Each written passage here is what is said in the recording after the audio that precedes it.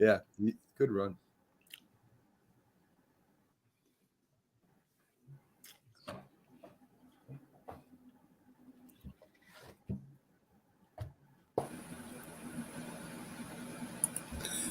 This is a presentation of Northeast Streaming Sports.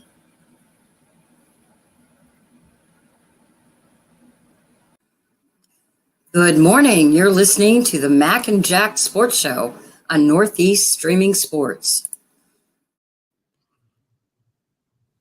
To the Mac, Jack, and Jim Big Football Show. I'm your host, Mac, with your co-host, Jack Hirsch, and our two-time Super Bowl champion co-host on the Sunday Big Football Show, Jim Jeffcoat. How you all doing today, folks? Doing good. Hey, I just want to mention two of my friends that are going to be watching the show today. Sexy Rexy, we call him White Chocolate. I mean, was a tremendous basketball player. And Bart Mankum, he's Eddie Haskell. He's the Eddie Haskell of our office. So I got to watch him. All right. Most of the viewers don't know who Eddie Haskell is. You're really digging into the archives today. We are. Good morning, Beaver. Eddie Haskell was the original rear end kisser. That's all I'm going to say. And Bart's a rear end kisser too. So yes. So a little bit of old time television. Jim bringing us back to the days of Leave It to Beaver and make room for Daddy and all that good stuff. So we'll push on real quick, Harry. Real quick. Good morning, David. Yes, hey, I found Pickles. You found him. He's been hiding with Robert. Oh yeah, well that's Robert's main fan over there is Pickles. Yeah. So let's get in a little bit into he went to school with Eddie. Yeah, we were in the same grade, but different classes. He was next door. We haven't even started yet, and we're already talking about everything. Rick's starting on you quick, Jack. I'll tell you. So let's go over to and Pickles does chime in saying good morning. Good morning, Pickles. Good morning, Pickles. Yes. So folks, let's get into the preseason games a little bit. We'll start with the Friday games where the first game that I watched, of course, and was very happy with was with the Giants beating the Carolina Panthers 21-19. The first and second team playing really well in the first half. They were up 21-3. Jones looked really good. He went 8 for 9 for 69 yards and a touchdown to the tight end. He used the tight end a lot during that drive, especially with Waller. Yeah, and he did hit 6 different receivers, so he spread the ball around nice. Hyatt did get his first touchdown pass, a bomb from the second string quarterback Tyrod Taylor, and the rookie running back that they signed up, Eric Gray, got his first touchdown. So the Giants played pretty good. They almost lost the game in the second half to the third stringers, but I was really happy to see the first string and second string do well. Bryce Young went 3 for 6 and 33 yards. He's still a rookie quarterback. I don't know. I still don't think he's going to be that good. I don't think it's Bryce Young. I think under the right system, he could be good. And there's nothing against Frank Wright. I just don't think Carolina's very good. I was shocked. I agree, Jim. You got quarterbacks, though, when you're drafted that high, a lot of them get into bad teams, right? So that's the biggest challenge for the young quarterbacks when they're drafted first. So, it is what it is. There's not too many quarterbacks that get the luxury of going to good teams. That's true. But I think, did you see it was Thibodeau? And Thibodeau sacked Bryce Young, and nobody blocked him. The offensive tackle slid down and just let him go. What kind of junk is that?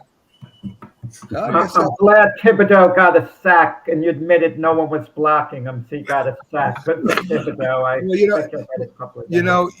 I think maybe it was just a messed up blocking assignment, Jim. Maybe a running back was supposed to come out and block him or something. Who knows? You know that's going to be good this year.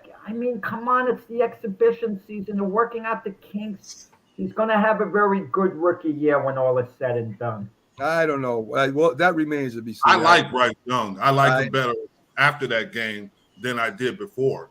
Well, but I just think Carolina has got a long way to go. Yeah, 3 for 6 for 33 yards is a whopping start for Bryce Young. The second game. You gotta look what's around him though. Yeah, Jim. They didn't say that about Daniel Jones in his first year. Look what's around him. They all jumped on him because they're saying he wasn't any good. So he didn't show much his first 3 years. I'm not gonna make excuses for him. I'm not making excuses for him. I'm just looking at reality. I think you're making excuses for the guy. He's a first round draft pick. Yeah, it's the exhibition season, Mac. He has a great college career from the ultimate college program at Alabama. These are exhibition games. Come on. Good morning, Keith. Keith, I try to set you up where you come in and it's nice and everything's running smooth. But when is that? I try. I do try, but again, there's differences of opinions on me with the quarterbacks anyway. I've had a pretty good record about the draft picks of the quarterbacks the last few years. I just don't think Bryce Young's going to do that. I can tell you as a non-Giant fan, I was giving Daniel Jones excuses for the team he had to play around. I was. Yeah. And I've defended Daniel Jones through his whole career. And Bryce Young, well, I'm not judging him on 2 preseason games. I can't. Yeah. But I'm just saying, you look at his personnel, he still needs some help. Jim's right. That's not a good football team. That's the part of that's what happens when you play a young quarterback. His first season, you're going to start him, and he doesn't have a team. You could ruin the kid. That's why you don't start a young quarterback right off the rip. Right. I saw the way it ruined Joe Burrow and Justin Herbert, Mac. Yeah, really damaged those guys. I think Cincinnati and San Diego. But Joe Burrow got hurt that year too. He did, and I think San Diego's a little bit better team than the Panthers. It does depend on the situation they're in. Right? Of course it does. I mean, if you're going to just get killed, there's no sense of playing the kid. Yeah, Jack's before our game here that we play is bragging about Zach Wilson with a 35-yard run, and he's all down on him all last year, and he was down on him this year too. Maybe they should trade him. I don't know. He can't be a good quarterback. Now he's singing his praises. So now on that topic, you can't excuse one guy away, or you can't say preseason doesn't matter, and then say it does matter for this place. Wait, Keith, you're the same guy who said Will Levis was the best quarterback coming out of this year's draft. Yes, he's behind Malik Willis. I have the recording of that now. And Keith I agree. But out of 1,000, out of a million comments, that was the only one that Keith was wrong on. Keith, you might end up, before their careers are done, you might be right, because at least he's not being rushed in to play this year. He's got a good team around him. He's got experienced quarterbacks. Go ahead, Keith. In fairness to Jack, I'm not going to make excuses, because I did also say he was the most ready to play. Yeah, you did say NFL. I did say that too, so I can't. You did say most. But Mac's criticism of Bryce Young was based on his durability. That's what Mac was concerned about, and he's proven to at least be durable so far. So if you eliminate the durability factor, he's going to be fine. That's what your only concern about him, Mac. You don't think that Bryce Young might be rushing the throws because he's scared to get hit? Oh, come on. Hope he's not afraid to get hit. He's a football. Look at what he played against at Alabama. It's better than some of the teams he's going to play in the NFL. Oh, get out of town. Now, if you're going to say a college team is better than a professional football team. Some of those defensive players, that's why they get drafted. Right. Will Anderson. Did you see Will Anderson of Houston? I've never done this before to Jim. I've done it to Jack before in the past. I have just muted Jim. You muted Jim Jeffcoat. If he's going to start saying college teams are better than pro teams, I got to put him in timeout for a little bit. What the heck what's going on with this world? Jim's coming around. When I once said the college all-stars could beat the worst NFL team, Okay. I'm just going to mute all of them. Me and you are going to talk, Keith. I'm just going to be quiet. That way I want to. And that's gonna be it, Keith. So let's get to the Patriots. Bad injury last night. They stopped the game. I was going to talk about something else, but this is probably the most important thing right now. Bolden I don't know what the status is of him right now. Both coaches ended up stopping the game, and I think it was the right decision to do. I do too. He has feeling in all his extremities right now, so it appears it wasn't as serious as it looked on the field, but nobody knows that at the time. And look at it, it's an exhibition game. It's not, Matthew Slater talked a lot. He's a special teams captain. He's been there 16 years. He's seen a lot. And his comments after the game is he's played under Bill Belichick under a lot of circumstances, and he's never been prouder to play under Bill Belichick than he was last night because Belichick led the charge to stop this game. Yeah. Keith, let me ask you this question. Should the NFL adopt a policy as far as stopping the game? Because with DeMar Hamlin yesterday, this is going to happen again. Yeah. Chances are, you hope it doesn't, obviously, but there's a distinct possibility this is going to happen during the regular season, maybe more than once. And they got them, and their playoff implications involved. And I know life is more important than football. But they have to make these games up during the regular season some way, somehow. I don't think, and Jim could probably speak to this more than I can, but something like this seems to happen weekly. Like this injury yesterday, you see it somewhere in the league. And if you have to raise my hand before I say anything. If you started suspending every game where there was looked like a serious injury, then it would get out of control. Something like Hamlin, that was different. I mean, yes. A far different situation. Last night, I doubt this game would have been stopped if it was a regular season game. But it's unfortunate because you don't want to see that happen. Yeah, and I don't think the reality. We always talk about the violence of football, and that's the reality. It could happen to anybody. Yeah. Again, I don't think you can put a rule into to stop every game. There's a potential of a serious injury because there's that potential there every game every week. So we got games in.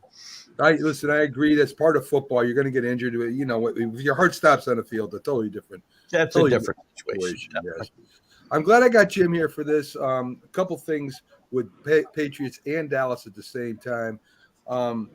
You got the owner, Robert Kraft, left off, not getting in the Hall of Fame, but you got Jerry Jones, who currently is in the Hall of Fame. I don't know why they was left off. I don't necessarily know what the comparison is between Jerry Jones and Robert Kraft, but to me, a big mistake by the NFL Hall of Fame not getting Robert Kraft in the Hall of Fame. Well, here's the thing, and I agree. I think Robert Kraft should be in there. Absolutely, but there's no problem. He'll be there. Jerry changed the NFL. You got to remember, he brought him into the new century by some of the things that he did financially, and that's what it was. It wasn't what happened on the field. It was more what he did and how he got them to think forward. Robert Kraft, with the success that the Patriots have had over the couple of years, there's no question he should be in the Hall of Fame. And he'll get there. It's just a matter of when. I'm a little surprised it didn't happen this time around, but I think we talked about it Friday. I'm sure there's some people that hold the whole massage parlor thing against him or have some kind of jealousy situations and say he can't get in right now. He's in his 80s now. What are they waiting for exactly? It's like when Jerry Jones said to Jimmy Johnson, "You're going to get in the Ring of Honor," he said, "Well, I'm still alive," he asked. Right. No, you make a good point, Jack, and can I raise my hand and say, is that you look at what happened with Ken Riley. Ken Riley passed away and he gets in the Hall of Fame. And that was the argument through a lot of people is saying, well, why are you waiting to put these guys in when they're passed away and can't enjoy it? Yeah. You saw Chuck Howley. Chuck Howley has dementia, and he couldn't even enjoy it. And that's the sad part of it. Yeah. That's two guys this year's class that should have been in a long, long time ago for sure, I think. Yeah. Okay. All right. Keith, you guys pick up Zeke Elliott from, the Cowboys left him for dead on the side of the road. And you guys went over there and you said, yeah, come on over. Zeke is already playing with the starters. He's picking up things fast. In practice, he would have scored a touchdown rushing and on a screen pass. So it looks like Zeke has a spot with the Patriots. And, at least coming in for one of the running backs and going in on third downs or something like that. But he does have a part there with the Patriots. And, Jim, your running back room is a little small over there. You got a couple running backs right now that one's going to be suspended. You got a little guy running crazy over there, Deuce Vaughn. Yeah, and but you got Dow had a good week last week, and that's the one. He's the big guy from Florida. And also you got your major running back there that gets hurt a lot, or I shouldn't say a lot, was hurt last year. Tony Pollard. Thank you. Yeah. Do you think it was a mistake that they let Zeke go? No, it was at some point you either let him go too early. This is a Belichick thing. He's not going to keep him. He's not going to keep him until they can't. He wears him out. He's going to let him go early, as opposed to keeping him too long. Bill's philosophy's always been I'd rather get rid of him a year too early than a year too late, and he's been pretty consistent with that. Now he'll have a role here. I mean, he'll play short yardage a lot. He'll take some of the pressure. He's not going to be the main back here, and he doesn't need to be. So he's a good pass protector, which will help Mac Jones on passing downs when he's in there. So I think there's a role certainly for him on this team. It's just not going to be, and I guess he could step up if something happened to. Yeah. And you see Allen loves Dow and Vaughn. Yeah. I like Dow better than Vaughn. Being 5'5", 185 pounds scares me. I don't care what you say. He's a great story, right? But you know, it remains to be seen if he's going to be the next Darren Sproles, which everybody thinks he will be. But he struggled against Seattle. Did you know that? Yeah. And that's not a negative against the kid. I'm just being realistic. His father coached with the Cowboys? No, he's in the scouting department. Okay. Yeah. Watch Deuce Vaughn become the number one punt returner in the league or something. He gets drafted in the 6th round. He's not like you don't have to be. Listen, you don't have to be real fast. You got to be quick. I mean, Dave Meggett wasn't the fastest guy on the field, but he sure was quick, and he did a real good job. Yeah, well, definitely. I think Deuce Vaughn, from what I've seen, is pretty athletic too. I mean, I think he looks pretty good to me. Keith, so your pass game last night, again, preseason, we all say, preseason. Listen, I think it's important that you play well in preseason. The starters are playing a little bit more now. I think a lot of them will play. More will play in the last game of the season. Mac Jones had not a great performance there. Zappy, my friend Zappy, threw for a touchdown, ran for a touchdown. What did you see if you watched the game last night about the Patriots that you thought did really well? I didn't see Bailey Zappe play any better than Mac Jones. I can tell you that. He didn't complete half of his passes. Less than 50% completion. Mac Jones was 6 of 9. And I don't think he was terrible. Again, his first action in live action. Again, I'm not going to take a lot away from it. Zappe better be. We talked about Malik Cunningham last week. Zappe better keep his eye on Malik Cunningham taking his job, not Mac Jones's job. Malik Cunningham has got a role on his team, I think. If it's not now, it'll be sometime during the season. They want to keep him around if possible. Okay. All right. What do you got, Jim? Because you don't have to keep raising your hand, Jim, as long as you don't talk about college football teams. You're lucky, Jim, you didn't have Mac as your coach on any level. That's all I'll say. But I agree with Keith. Zappe, right now, if he does play better, he's going to get traded. Yeah. Because Cunningham's going to continue to get better. And that's what the Patriots do with quarterbacks. He wants there to be a little bit of stuff about Zappe. Because you look at all the Jimmy G was a guy like that, all these guys. Is Cunningham a true quarterback? Isn't he more wide receiver? Isn't he going to give the Patriots a little more value as a wide receiver this year? The plan was to make him a wide receiver, and that's what he was playing early in camp. But the more he's played at quarterback, the more they like what he can give them. It's certainly a different look than because he can run. And that's he's a knockoff of Lamar Jackson. He started at Louisville for a couple of years, had played really well, but they worry about his accuracy and whatnot. He won't play. He's not going to be a starting quarterback in this league, I don't think, at any point. But he's a guy you can put in there to give a little change, a different look, and guys and teams won't be ready for it because he's so much different than Mac Jones, obviously. Mm-hmm. I Keith, that may be, but I don't agree with that.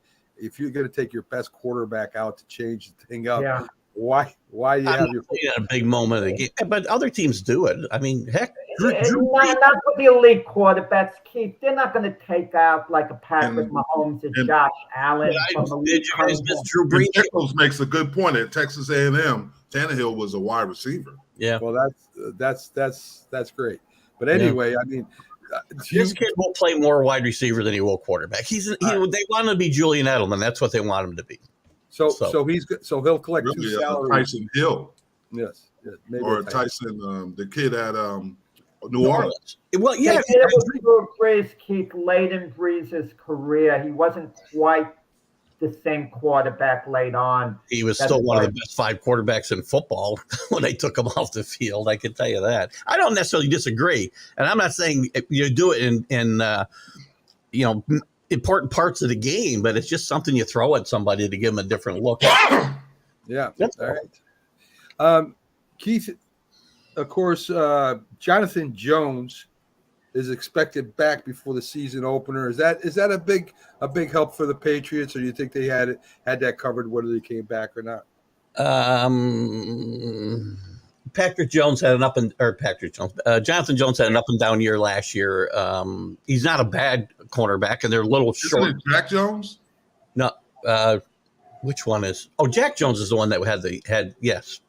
Jack Jones was much less of a contributor than Jonathan. You said they're loaded with Joneses over there. I get mixed up all the time. Last year they had about 7 of them on the team. But look, they need depth in that backfield because they're a little short there, even though they've improved it with the draft with Gonzalez, who's played well, and they got a lot of experience. They're gonna miss. Oh my God, I forgot the guy's name. One of the best McCourty. They're going to miss Devin McCourty a ton in the locker room. So let's get a little bit. Let's talk a little bit of college football. We got the season openers coming up soon. I got a few games. I want to know if this is possible that they get upset, Keith. So one of the ones is Washington at Boise State. Is there a chance Washington can beat Boise State? Oh, there's every chance Washington can beat Boise State. They're one of the best teams in the country. If they're playing on the road, which they might be, the question I think would be, could Boise State beat Washington? Yeah, and because their quarterback is really good. Yeah, I would say yes. I mean, Washington's one of the favorites in this last year of the Pac-12 because of Bo Nix, who had a great not Bo Nix. Michael Penix is the one. Yeah, from Indiana. Yeah, Michael Penix. I mix those two up. Oregon brought a guy in from the SEC as well last year. No, ACC. It's the big guy. From Clemson. Yeah. Well, I say. Oh, no, I'm sorry. Oregon State did. Yeah, they brought in DJ, right? Yes. Anyway, is there a chance? Yeah, that's a really good team. Boise State's a good football program. They're not as good as they were, in the late 90s, early 2000s, where they really took a step forward. They have had a grudge for a while because the Pac-12 always turned up their nose at them every time that they had a looking to expand. They never looked at Boise when Boise had a really good football program, so they got a little chip on their shoulder. This will be a good football game. If that's at Boise, which I'm not sure. It's at Boise State. It's always fun to watch that Bluefield game anyway. So. Can Duke upset Clemson? Doubtful, but Duke's pretty good. Duke's going to win 9 or 10 games. But they're not going to beat Clemson at Clemson. Okay, all right. So I'll take Duke in the first game. Texas, can they upset Alabama? No. They're a better team. They're a better football team, but they're not better coached. That's the problem. Texas has got a ton of talent. Who's quarterback in Keith? Is Arch Manning going to see the field a lot this year? No, right now it's McEwen will be the starter, at least out of the spring. Now it's starting to look like Arch Manning's playing better, maybe even starting to outplay McEwen, but he did name him the starter out of the spring practices. We'll see if that lasts. I think you're wrong on that one, Keith. I think Texas has got a good chance of upsetting Alabama. If it was Texas almost beat Alabama last year. Yeah, I know. It's a good football. I've said on their way out, I think Oklahoma or Texas wins the Big 12 this year. Whether they have a chance at the playoff is a different question, but There's something. Steve Scarsazian has never shown me that he can coach in these types of games and win them, and he's still got to do that for me to say yes. They'll beat. Yeah. Okay. Can Notre Dame beat Ohio State? That's at Ohio State. You know what? I want to say yes, only because quarterback. They still got some questions at quarterback at Ohio State, even wide receivers where they've been loaded the last couple of years. I'm sure they've got guys to plug in there. Whoa. Marvin Harrison? He's probably going to be a top 3 pick. But behind him, though, you got to have more than one guy to throw to. You'll find it, too. Ohio State's a machine. The quarterback's more important than the wide receivers. That's why I listed him first, because you've got to replace one of the best guys in football. But they seem to put them in there. They've got great college quarterbacks. They just don't ever turn into great NFL quarterbacks out of Ohio State. But Notre Dame's going to be better this year. I think Marcus Freeman did an underrated job last year with the bad start they had last year. And they came back and finished 9-4, got into a decent bowl game. They got Sam Hartman, who's transferred from Wake Forest and had a great career, set all kinds of records there in the ACC, coming back for his 6th senior year, whatever you want to call it. I think, and the word is that Marcus Freeman has done a better job of recruiting skill position players than Kelly did while he was there. Kelly was great at getting offensive linemen, defensive linemen, linebackers, but they were always a little weak at the skill positions. I just have a chance to win that game. Is that the one that's in Ireland? No, that's next week. Navy and week 0 next week is Navy and Notre Dame and Dublin. Okay, thank you. Yeah. All right. So Pickles is with my Irish. He expects them to upset. I think they got a chance. I got to see. I got to see Ohio State play. Listen, Well, is it on NBC? That game I do not think is on NBC. If it's on NBC, Notre Dame's got. So, Keith, you don't think much of the way Ohio State quarterbacks transition to the NFL. So the last 2, Justin Fields and C.J. Stroud, you're not that optimistic that they're going to be impact NFL quarterbacks. I like to give them the benefit of the doubt. Fields has made progress, right? But I'm just talking about historically. These guys could be good, but that is true. All the way back to Art Sleeser. Yeah. Exactly. Yeah. Ole Miss, do they have a shot at beating LSU? LSU is going to be really good.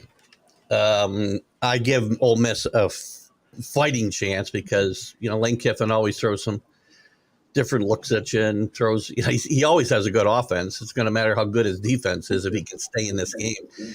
They got their team fell apart at the end of last year. I'd like to see them. I'd like to say yes. I actually like Lane Kiffin. I think he's a good football coach. He catches a lot of grief for a lot of, and some of it rightfully so. But I think they got a chance to win this game. Well, we never really talked in, I don't want to even say in depth, about the way the standings, or I should say that the conferences are changing. And Jim, I mean, what conference you came from? You came from, I'm trying to remember. Pac-12. Wow. And I mean, what are your feelings of what's going on over there? I'm so sad because I was in the all-century team. Now I'm a player without a conference. I've never played in the Big 12. I didn't beat the Big 12, but I got a trophy. I got a big honor ring for being all-century team. Now, what do I do with it? It might be valuable. I might keep it and sell it or something. Jim, there's a lot of talk that the Pac-12 may stick around, not in any way, shape, or form it looked like before, that they may, instead of the teams that are left going somewhere else, that they may try to bring 8 teams in here. Yeah, the Mountain West teams. Mountain West and some of the AAC teams. AAC. But I'm so sad because it's kind of sad because did you realize that the Pac-12 won more national championships than any other conference? In all sports, right? In all sports, yes. And that's sad. And Stanford's right behind. Stanford's like number 1, I think. Yes. Yeah. Jim, you know what I suggest you do? I suggest you call the other conference the Big 12 instead of the Pac-12. Find out if your ring is transferable. That you can maybe. So anyway, I gotta wonder. I'm not good at math, but these conferences, you think these schools of higher learning could at least count how many teams are in their league for crying out loud? Rick, this is called the Big Football Show. We don't cover the Yankees and the big. Oh my goodness! I will always be a Yankees fan, regardless. But don't worry. Since Rick brought that up, the last time the Cowboys went to the Super Bowl, the Yankees were under 500. So that's 30 years ago. Wow, that's an indictment of the Cowboys, isn't it? Or not? Yes, that's why Jim. It's good luck for the Cowboys. That's why Jim is picking the Cowboys to win the Super Bowl. Rick, don't worry. We'll talk about the Yankees in a few minutes. We'll talk a lot of Yankees because. Yeah, there you go. All right, man, I'm hurt. Every time I look at those scores, I get sick. It's boring. Besides the crap. Yes, it is. It's terrible, and that's why we don't talk about him on the Big Football Show.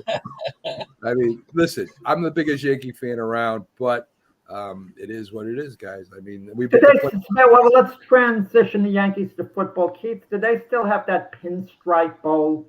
They do. The Yankees used to sponsor. What? They do. Yes. Okay. One of those bowl games I'd like to see go away. Nobody cares about the pinstripe bowl. Well, especially this year. Anyway. All right, guys, I got to jump. All right, Keith, you have a good one. Take care. We'll see you next week. So as Keith goes down, Robert comes up. Robert Butler. Hey, yes. Hey, I got the opportunity, big time. I got the opportunity to be on Robert's show on Thursday. Yes, I saw it, and I was very amused as Jim continues to drink the Cowboy Kool-Aid. We'll talk about that. They're going to be pretty good, Mac. They're going to be good. Oh, they're going to be dynamite. They're sleepers this year. Yeah, they're putting each other. They're trying to knock each other out in practice. That's what kind of sleepers they are. Come on! You never heard about it in practice? There's a lot of that going on everywhere. Fighting other teams. Fighting other teams. They don't play any other teams, so they got to fight each other. You fight the other teams, Jim. You know better than that. You know better than that being a coach. Anyway, Robert, let's get to some of the big stories. How you doing? Robert Butler from Skope, folks, with us every Sunday. Let's talk a little bit about, and we do talk about other stories with Robert. It's the only segment we do that with because there are big stories out there that we want to cover. The Phoenix Suns, Robert. Yeah. I mean, it's not the Knicks, it's not the Celtics, it's not the Lakers. They're worth a pretty penny right now, aren't they? Yeah, I was looking at that, and I want to say they're worth the value of the Phoenix Suns are 50% increase over the previous years. Wow. And I think that may be because of the star power that they've added. I had no idea. I've studied this for a while. Through the Forbes magazine's most valuable franchises, and when you've got stars on the franchise, it doubles, and I'm thinking that's kind of odd because the stars come and go, and of course then you've got other things that go into it, like the popularity of the team, like the Cowboys, the Yankees, Manchester United. They also do a study with how much TV revenue and fan base sells around the world. But yeah, I was really surprised by that with Phoenix. Who's the most valuable team, I wonder? In the NBA, I don't know. It's either got to be the Lakers or the Knicks because of the market. How about the NFL? Oh, well, it's the Cowboys by a long shot. Oh, I didn't know that. No, they're the most valuable franchise in the whole world. So what I saw was, wow. Yes, over soccer teams and everything, according to Forbes. I didn't know that. Yeah. So from what I saw, that the Phoenix Suns were worth $4.2 billion, Robert. Wow. Yeah. That's a lot of money. I didn't know that. Did they get purchased for? The value of the Suns. I guess I would say that's what I'm getting. This is from Statistica. This is probably what they went for, 2.7. Well, no, their former owner, Robert Sarver, was forced to sell because of certain issues that he had. So maybe he was driving a hard bargain and it increased the price. I can't imagine it being one of the top valuable franchises. I know they got Kevin Durant. That increases the value, but Kevin Durant's not that young of a player. Yes. So usually you get a young superstar and it's going to increase it kind of long term in a way. Yeah. Durant seems more like a temporary thing because if they don't win it in the next couple of years, chances are they might move on from Durant. Yeah. I mean, they got Booker and he's still pretty young, but still, Yeah. I'm surprised that they do the valuations that way. It seems kind of risky, but I mean, you know what, guys? There's not a lot of people watching live events. Everything is through streaming and recorded, and the only thing that you can really sell on a high volume for advertisement is live sports. So live sports have went up everywhere. Interesting. Yeah. Good. Robert, the World Baseball Classic. I mean, it's becoming huge. The players love it. The fans love it. Are the owners going to come around? The ones that aren't letting the players play, are they going to start coming out and let their players play? I think so. It's the NBA's global. Major League. I mean, the biggest star in the country right now is from Japan, so it's really growing. That they got a huge rating, guys, for the WBC with Ohtani and the way he's playing. Look at the Caribbean, South America. It's and a that's lot the of global question I was going to ask you. I was watching the Rangers yesterday, their baseball, and I was watching. Obviously, they were playing the Brewers, and there's a percentage of Americans playing in Major League Baseball is going down. Yeah. As opposed to, like you said, South America, the Caribbean countries, things like that. I was shocked. Yeah, these are world games, and it's really the NFL is the only thing we're really holding on to, guys. And then they want to. There's been talk in the next 10 years, maybe putting a couple of teams in Europe. It's talk. It's a big move. I mean, they're going to play a game in Germany this year. Yes. We've been doing the London thing for 10, 12 years now on a consistent basis. Yes, you're right. We'll see what happens with that. The former NFL player Robert Lee Quinn turns himself in. Robert, what's going on with that? Yeah, he had an incident with his girl. These guys, the old saying is an idle mind is a devil's workshop. Yes. He is not currently with the Eagles. They separated at the end of the season. He's a free agent. Quinn's a pretty good pass rusher, 33, more of a rotational guy. Mm-hmm. I don't think he's going to get in trouble this year per se. We saw the Alvin Kamara incident with the commissioner. Didn't come down until a year or so later when it actually went to court.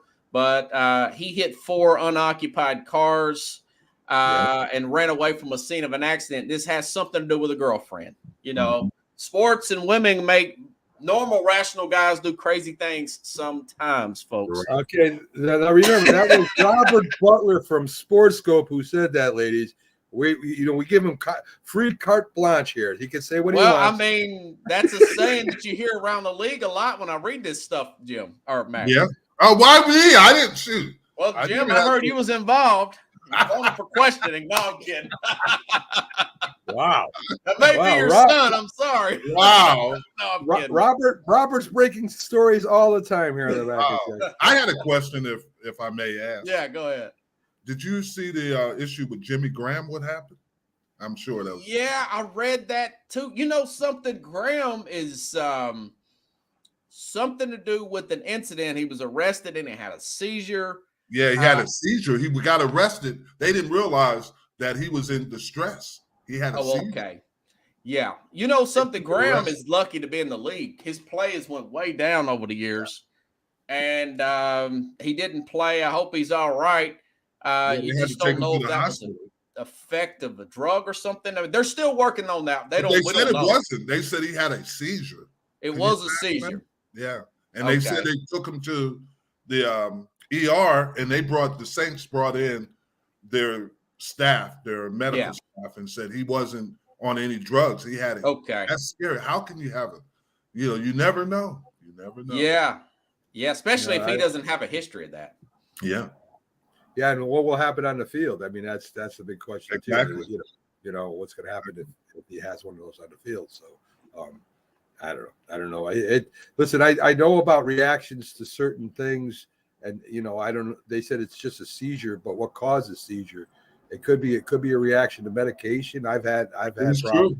That is true. And, I had that reaction. I forgot to take my medication for something, and I had a reaction to it, and they couldn't figure out what was happening. Yeah. I mean, it could be some kind of it's usually some kind of neurological type of thing. I mean, I went to school with a person, she had seizures in class, and it turned out to be a pretty serious thing there. But if you never had them before, you're right. It could be something like that. Yeah. Mm-hmm. That's what I was just going to say. That's what happened to me when I kind of I didn't know where I was, and it was because I had a reaction to the medication I was on. And if a cop came and tried to grab me or whatever, I might have. Who knows? He got resisting arrest. That's my point. Yeah. So a guy grabs you, and you're like, what?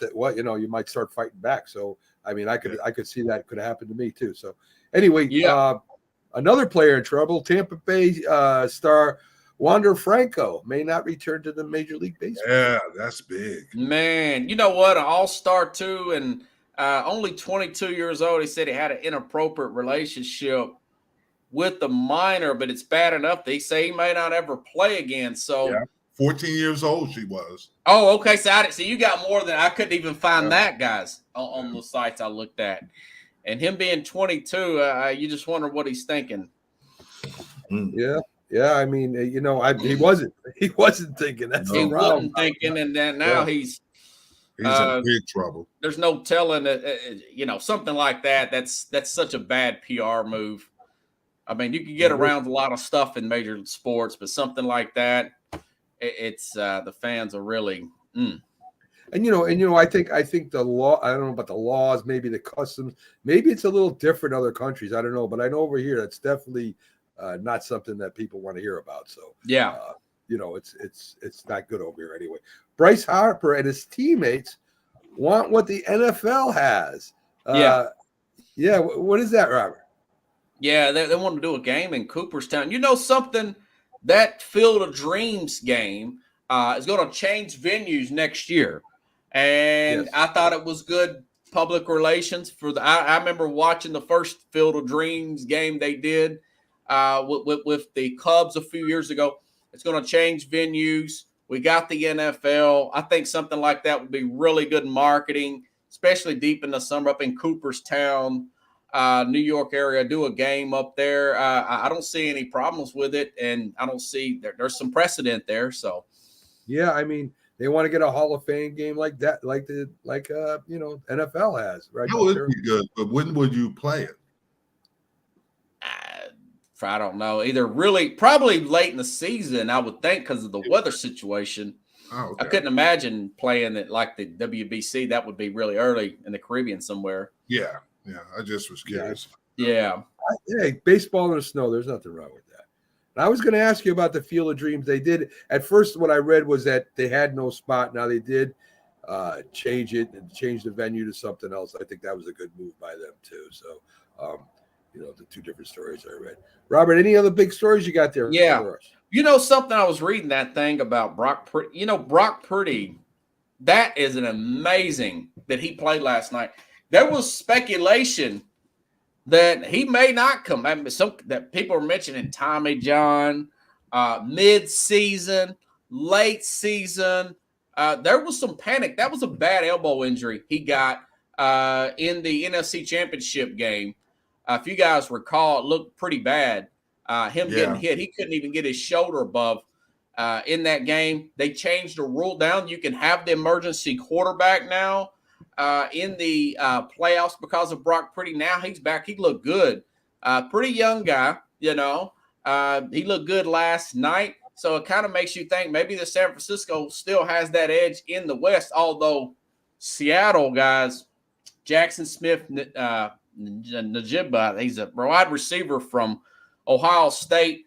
He looked really good. That is a two-team race right there.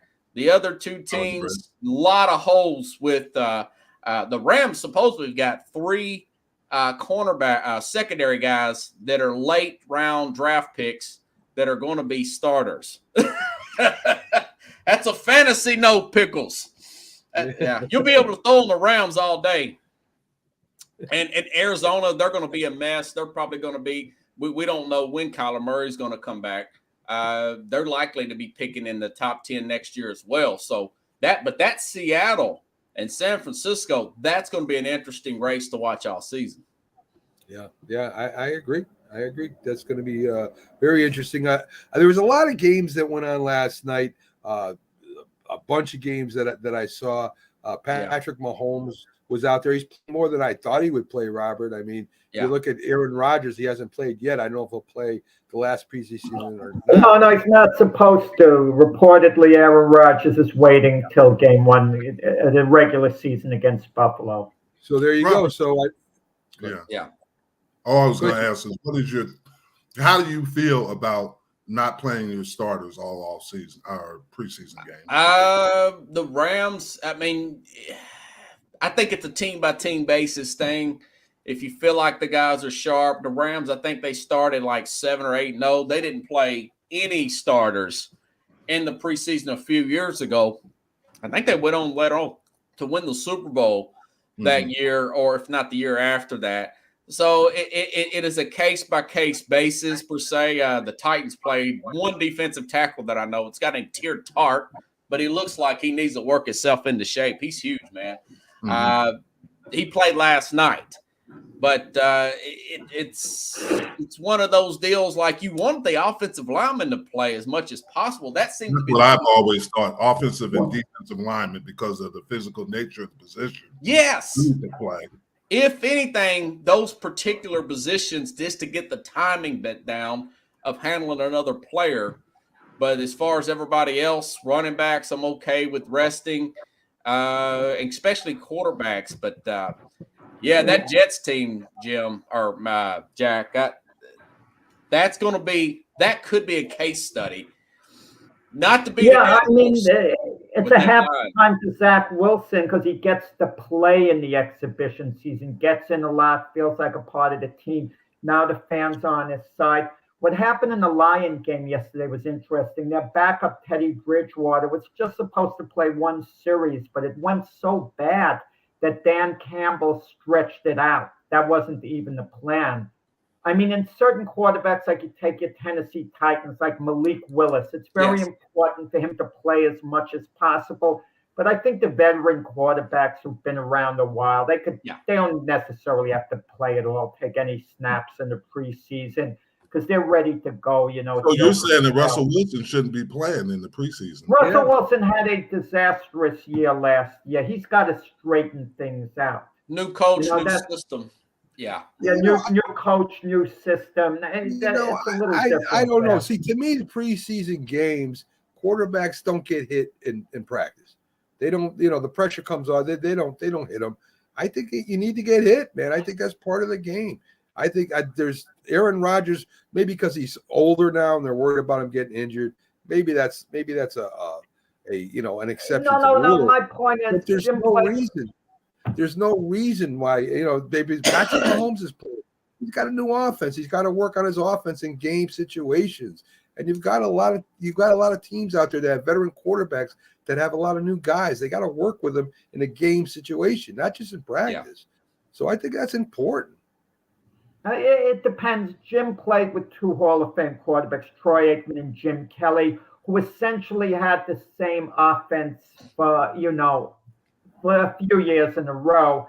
Those guys, leave it up to them. They just want, if they played in the exhibition season at all, maybe they'd want to sharpen up a little bit.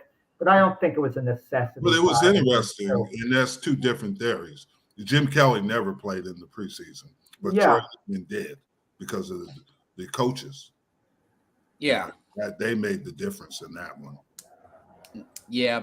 Brady and Belichick would play some. I know he would get a few series in. Now that I think about it, and Brady was, even after Brady established himself to be Brady, but that Jets offensive line thing, that is really that could be a case study, guys. Mm-hmm. And if Rodgers gets hurt, this is like a case study. Like if you're acquiring a highly regarded veteran quarterback that's later in his years, you've got to have some money spent in that offensive line. And I noticed these defensive-minded head coaches have a habit of – I know Will McDonald looks great, but Rodgers – and they had a scrimmage this weekend against Tampa. He was sacked on 6 out of 10 dropbacks, guys. And they wanted to trade for Bacacheri, but the Green Bay Packers said that ain't happening. Well, what happened? The Steelers took who? Broderick James at number 13. Yeah. Now, but the Jets may have been a blessing in disguise. Will McDonald is turning into a really good edge rusher. But here's the thing that I agree with Robert. You got an older quarterback, and it's essential that you protect him, because if he gets hurt, and you're gonna go back to Zach Wilson again. Well, and they're going to be a 7-win team if that happens, guys. Yeah, Becton is a key guy. They're focusing on him. He had a really good rookie season. Then he faltered. Then he got injured. But you look at a team like the Buffalo Bills, their offensive line hasn't been good for years. The only difference is Josh Allen is a running quarterback when he has to be, and Aaron Rodgers isn't. And a little bit younger, too, Jack. 10 years younger. How durable? Let me ask this: How important is the durability factor in regards to age? Has Aaron Rodgers, in your opinion, lost some durability because he's close to 40 as opposed to if he was close to 30? Well, Robert probably could say something about this. I'm sure he has, because if you notice, this offseason or preseason, what's the injuries that he's getting? He's got 2 calf injuries on both calves. Yes, and he had a thumb last year. Those calf injuries can be crucial. They can linger on. Cincinnati is scared to death about Joe Burrow's calf injury. Now, that being said, he was throwing 50-yard passes in practice the other day, but he's 24. It's a big difference. You start getting 30, 35 years old, you really have to put more money into protection these guys. They're more pocket guys. Rodgers, 10, 12 years ago, he can get out of anything. He's a pretty good athlete. Yeah. Very good athlete. Yeah, very good athlete. Yeah. But this could blow up in their face, and I'm not trying to – I hate to be – I don't think it will, but you do have to be careful with those guys. Yes. You know, there's a big difference between Brady and Rodgers, too. Brady got the ball out quick. Rodgers doesn't do that. Rodgers throws the ball downfield, and you know, what was it, like almost he throws it. He can make some 2 plays. seconds. Boom, that was out. So, I mean, I listen. Again, I don't know how good the Jets are going to be this year. If Rodgers gets hurt, it's all over, and he could get hurt with the line, and he's older. And even with him not getting hurt with that offensive line, they're going to have to run the ball more than people think. I think they're going to have to. The advantage that Rodgers has is there's not anything in the NFL he hasn't seen from a defense, so that's going to help him too. Yeah, but also there's sometimes the pass blocking can be mediocre, but the run blocking can be good. And if that's the case with the Jets, with Dalvin Cook and Breece Hall, if they're good with the run blocking, that's going to, give Aaron Rodgers more time when he passes, because it's going to keep the defense a little bit honest. Yeah, that's probably the thought behind Dalvin Cook. They're going to be a run game, screen team. Yeah. And Breece Hall, I saw a big run he did the other day. He came back to practice. So they're probably going to be a grounded pound team for a few weeks. They got to get Dwayne Brown back, though.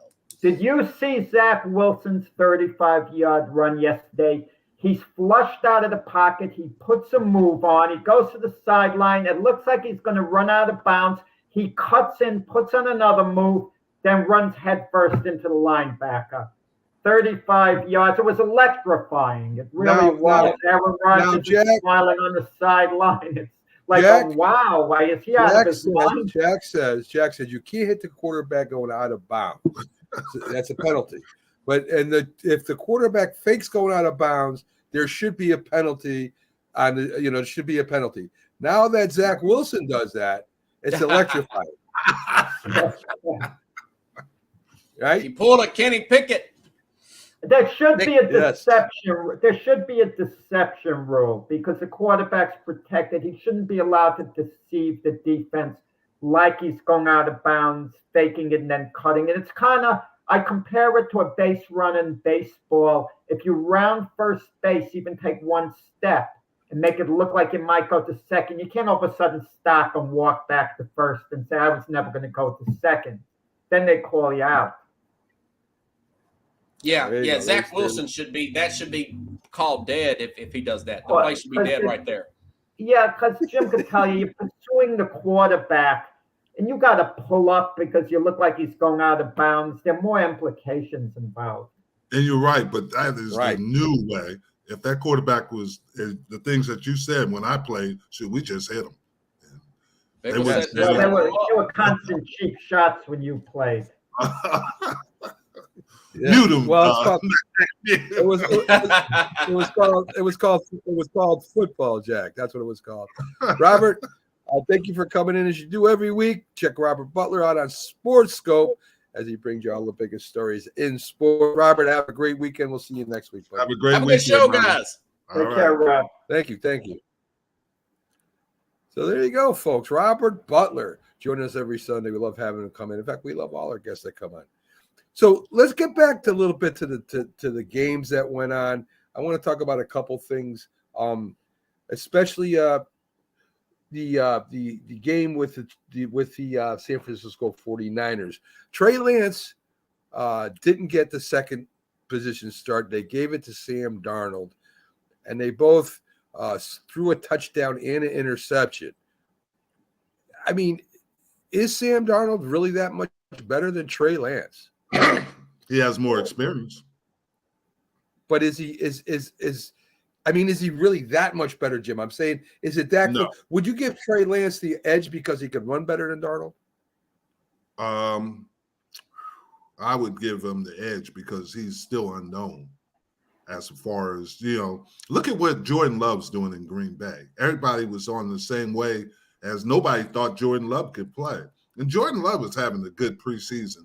I think Trey Lance just has to play. And that's just my opinion. I don't know how great he's going to be, but he would be a good backup. The same thing was happening with Zach Wilson. Well, we don't know with Zach Wilson, too, because these preseason games, they gear the offenses are very conservative, let's face it. Trey Lance and Sam Darnold are reportedly battling for the backup position. Brock Purdy is going to be the starter. I don't know how effective Brock Purdy is going to be this year. You're basing it on last year where he managed games well. They had a lot of success. The 49er front office is rooting for Trey Lance. That's what he has going for him. Yeah, organizations hate to be proven wrong. Okay, they hate to waste draft picks on a guy because now they have to explain, their mistakes. So as long as there's a chance that Trey Lance could turn out to be the player they thought he was, it quiets the critics down and basically takes a lot of pressure off the front office. But I'm going to tell you, I think out of the three of them, if you left it up to me completely, I would start Sam Darnold even over Brock Purdy.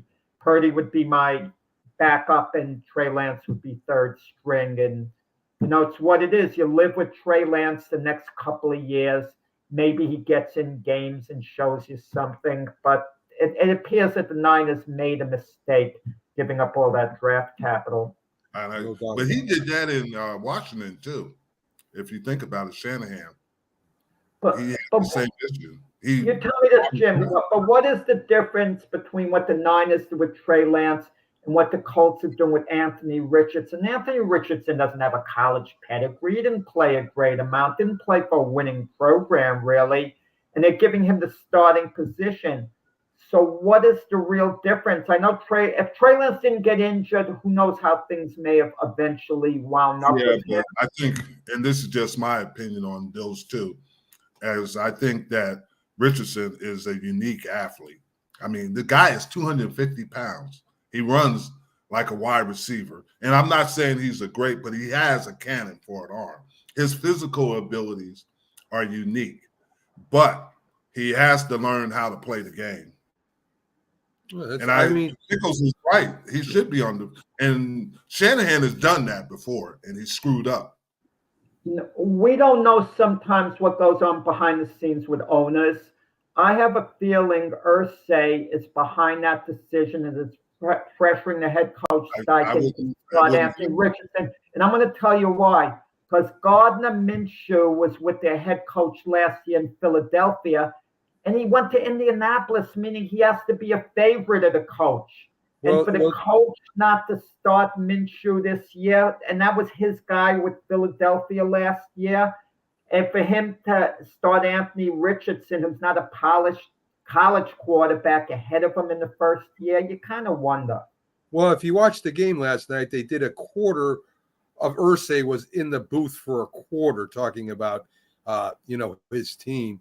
Because the local stations blowing about Richardson. So it is Irsay that's making sure that he's getting the starting nod this year.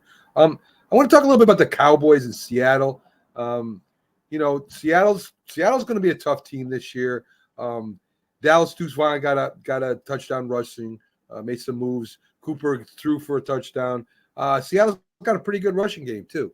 So they kind of ran pretty well over the Cowboys. They ran for 121 yards, and some big chunks too, is what I saw. You worried about that at all, Jim? About the run? No, not at this point. The biggest thing, like you said, the only position that's an iffy is the running position. We got to see how healthy Tony Pollard. I think McCartney's throwing a smokescreen. I don't think they're going to run the ball as much as people think. I don't think so either. I think because if you didn't know anything about the West Coast offense, their theory is everything. If you get 5 yards on the first down, pass or run, then you're ahead of the sticks. So they could show those. You'll see more short passes. You'll see a lot more hits. You won't see the deep passes as much. And I was talking about that, Jim, because everything Dallas has been doing has been looking like they pick up Cook. They really don't go after a draft a high running back during the draft. They don't try to sign one of the free agents or make trades for one of the elite running backs. So to me, they're saying they want to run the ball, but everything they're doing is that they're going to pass the ball. That's just my opinion. That's just my opinion watching it. Hey, Pags, what's up, buddy? Pags, he came in during Dallas Cowboy talk. Yes. Are we talking about how they're going to implode? Yes, we were, because you can wish they're going to implode, but they're not going to implode. You said that last year. You said they were going to implode. I didn't say it last year. You did say it. You said that McCartney was go back and check the tape there, Jim. You can check the tape. You said he was the worst coach in the NFL, yet they still go 12-5. So we don't take your comments. You can go on. All right, that's fine. You don't have to listen to what I say. But I know that when I say stuff, I'm usually right. There is more of a chance of the Philly imploding than the Cowboys. Oh, okay. I tell you what, whatever you want to wager on that. Wager whatever you want. Pags, I will say this. Jerry Jones is very confident in this Cowboy team. He has a certain swagger this year I haven't seen for a while from Jerry. Yeah, Jerry's drinking more this year is what it is. Pags, exactly. It's something. Pags, let's talk about your Eagles, the backup quarter situation. We talked about it Friday. Jim wasn't here, though. They're actually booing Marcus Mariota there in Philadelphia. I saw a couple sites where they said they might even try to trade him. Go ahead and give us your thoughts again on Marcus Mariota. Who's going to take him? Everybody else is watching exactly like who is going to end it. So I read something today. I just read something this morning that they were considering bringing Nick Foles in for a year to actually start to help out the third string quarterback and get him started, because Marcus Mariota is just not doing the job. He's good runner. That's what everybody says. He's a good runner. Can't seem to throw the ball. Can't seem to throw the ball from A to B. And it shows in game. What's really interesting about the preseason is how we judge the second and third string quarterbacks, right? The third string quarterback looks better than the second string quarterback. We're going to trade the second string quarterback. We're going to bring somebody else in. I mean, I've never heard so much stuff about backup quarterbacks. Jim, you can back me up on this. I mean, You're right. when you played, they didn't talk about the backup quarterback the way they do today. So, what has changed? Injuries. What has changed so much, you think? There's probably a likelihood that quarterback's going to play at in the season. If you notice, because there's injuries on the starting quarterbacks. It's so important now to back up quarterback, the most underrated position. But why, Jim? Why was it back then the starting quarterbacks, were they just tougher? They didn't come out. They didn't complain. I mean, what's the difference between today's quarterback and yesterday's quarterback?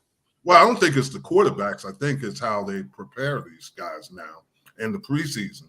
A lot of them don't play very much in the preseason and during the season. When they get hit, I mean, they get hit.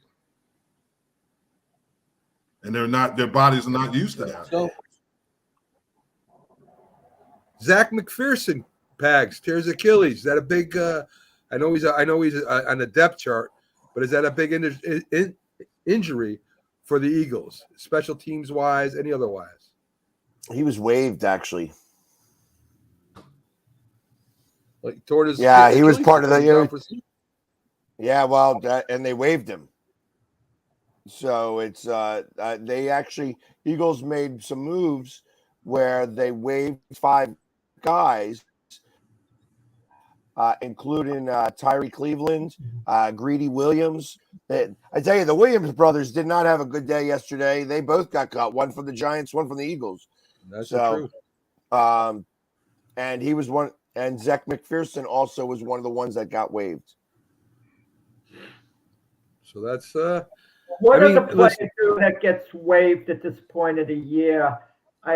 Does he just keep working out, keeps in shape, tries to hope to catch on with another team, or does he go to one of the other leagues? Looks into the USFL or whatever. Well, I got to imagine that. I think that in the case of the Williams brothers, the defensive backs, that they should be able to find a job somewhere. They'll be able to get. It's just not going to be with the Giants or the Eagles. Maybe the Cowboys will take them. They take all those losers. But I mean, I think I listen to your comments. We have you on mute, and you just don't know it. That's all right, Jim. That's all right, Jim. You don't have to listen to me. That's okay. I know what I know. I tell you what, Philly's good for second place teams. Yeah. So hold on. I guess the Cowboys lately are like 4th and 5th place. Well, not being able to get over the big game. Hey, that still coming have up very small. That coming up very small. In Philly. We still have more championships. What have you done for me lately? You have kids. That have never watched a championship in Dallas. Hey, but let's talk. Let's talk about the waiver system a little bit, because you two arguing about what's happening lately and who's going to win this year. We all know the Giants are going to be in first place. So anyway, when I'm talking about the waiver system, right? When a player gets waived, the other team has a chance to pick them up, and a lot of players make teams that way. But if they're not claimed, the Eagles can come back and claim Williams if no other team claims him. If I'm not mistaken, right, Jim? Yes. If he clears waivers, he can come back, say, for the Eagles, and the same thing for the Giants. So that's still a lot of stuff that's got to happen before the final 53 roster is set. So, Pax, I think you're going to like this. And Pax says Dallas Cowboys are going to implode. Now, it's not because I hate the Dallas Cowboys I'm saying this. I'm just watching. And they're fighting each other instead of fighting other teams. They're disrespecting each other. In fact, I got a quote here, Jim. And this is from your safety, J-Ron Kearsey, says, "We ain't taking shoot from nobody. All 32 teams, whether it's our offense or the next offense on another team. We're trying to show we're the best in the business. So if it gets spicy out here, this is going to come. That's how we're going to come." So I got two questions for you. Yes. Before you give me a response. All right. First, if I'm a coach of a football team and my players are fighting each other, and it's not just once, and they're not winning, and of course it's preseason, they didn't really look like they was ready, the defense anyway, to play that preseason game. And if they're going to fight amongst each other, I'm going to either start fining these guys or sitting these guys. You guys are one team. You're one family. The only team you should be fighting is the other team on the field. What do you think about that? Regardless, here's the thing. As long as I've been in football, there have been fights. They weren't as publicized as much as they are now. That's just a part of the game. You're going to fight. I mean, some people get sore and tired of hitting each other, and they're going to fight. They only have 10 padded practices. And if you notice, they were in, and it's going to get chippy. Our defense always fought the offense. Our offense always fought the defense. And we had success. But on game day, we're together. That's not a big deal. Some things are overblown. No, Jim, it depends on who's fighting. If it's a reserve player, someone struggling to make the team, it doesn't. I've seen coaches get picked off. These fights on the Cowboys were instigated for the most part by Micah Parsons, who's emerged as a leader of the Cowboys. He is. Micah Parsons is the leader of that team. He is not the leader. They will not mess around the coaching staff with Micah Parsons. They know how far to push him. He is not the leader. First of all, that is the leader. Second of all, that is a part of football. That's not a big deal. Make a big deal over stuff that's. Yeah, well, if the penalties. Listen, I'm telling you right now. The Patriots are going to be fighting amongst each other. The Giants really didn't fight amongst each other from everything I've read and all the work I did there. Now, maybe Dallas did, but I know the Giants, Bill Parcells wouldn't put up with any of that. I know Bill Belichick wouldn't put up with any of that. To me, this is a coach that doesn't have control of his team. Oh, my That's God. my opinion. It's just a part. They didn't scrimmage Max agreeing with Tags. They're imploding right now, according to the way you're saying it, Mac. They're starting to fall apart right now. I guess they imploded. Who, the Jets? Yeah. All Aaron Rodgers has to do is snap his finger the way Fonzie used to do on Happy Days, and the fight would stop. Lord. That's all. They're fighting, and Aaron Rodgers went, stop. Everyone all of a sudden freezes and stops. I'd rather it be a little feisty. I mean, feisty is something, but to actually to break out in fights and coming up and slamming somebody from behind, which is what I saw in the video, that's not even fighting. That's cheap shot. And it started off with 54, Sam Williams, and the backup offensive lineman. And that's where it started. And then it started, the next things you get, that's how it happens. Then Micah Parsons got in the fight with the same guy. And who hit the guy? 54, Sam Williams. I mean, that's just the way it is. All I'm saying, Jim, to me is, and I was a coach at a lower level, you were a coach at a higher level. That is not how you control a football team. Not it's going to happen. Practice. Well, Jim, did you ever see a situation where the fight, they break it up on the field and one of the players took it into the locker room? It like carried on like a half hour later or an hour later, whatever. But you notice that hasn't happened. No, I'm asking, have they left it on the field? Yeah, I've seen that. I broke a guy's nose in the locker room. So so you followed what guy? What guy? His name was Chris Schultz. But he approached me because he was mad because I was beating him in practice. And I had to defend myself. It was only defending myself. So that happens. I got in trouble for it, though. My defensive line coach, who was a Hall of Famer, Ernie Stotner, threatened to hit me with a 2x4 if I did it again. Got ya. So, hey, Jim, can you do me a favor and say, oh, yeah? Why is that? Well, because you're like the Kool-Aid guy. Oh, yeah. You know what I mean? Because you are definitely swimming in the Kool-Aid. I tell you, it's going to be a sad year. I know that, Jim, like you're going to hate to say it, but you're going to have to say, Pags, you were right. Pags, you were right. I want to ask Pags a Cowboy question. Everything I hear that this is going to be the breakout year for CD Lamb. He's going to be one of the best receivers in the NFL. This is his big breakout year. You go along with that, Pags. Is he going to emerge as one of the best receivers? I don't know that it's his breakout year. I think that he started to evolve into a number one receiver when he had a quarterback who could throw him the ball.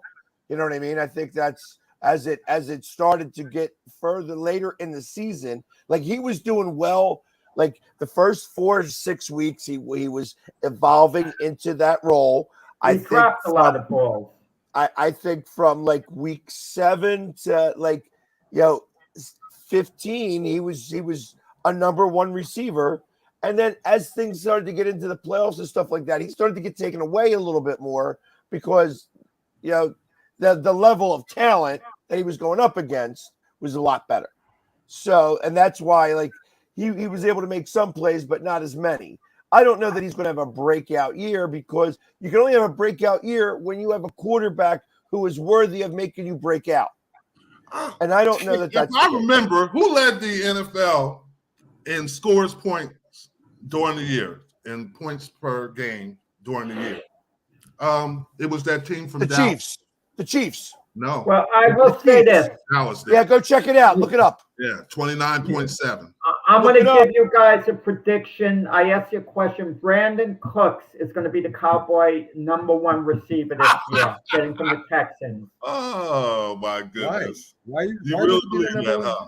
He's better than CD Lamb. That's why. He's going to merge that way. He's going to be Dak Prescott's favorite target. I don't know about that. Even Dak can't believe that. I don't know about that. Brandon Cooks is more of a possession receiver. Well, they were wasting him at Houston. He had no one to throw to him there. The Texans were so bad. I don't know. Well, the only thing I'm worried about, Jim, he has no one to throw to him in Dallas. I'm just saying that the quarterback is going to be a big part of the implosion. No, he won't. The one thing I'm worried about, Jim, being the Cowboys, the cameras are on the Cowboys all the time. The NFL sees these fights. Do you think that maybe the refs are going to be told, "Hey, listen, watch the Cowboys this year because they're going to be spicy all year," or whatever your safety? I mean, I'm just saying. Do you think that maybe practicing games is a total difference?